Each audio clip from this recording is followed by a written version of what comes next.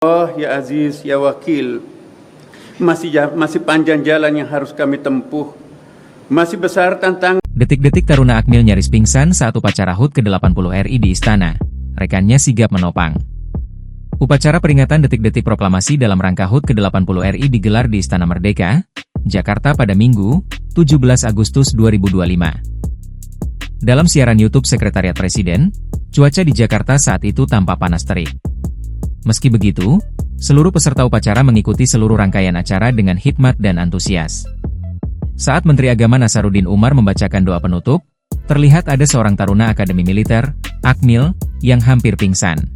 Mereka akan lebih tangguh memelihara citra diri di dalam mengemban amanah luhur para pendiri bangsanya.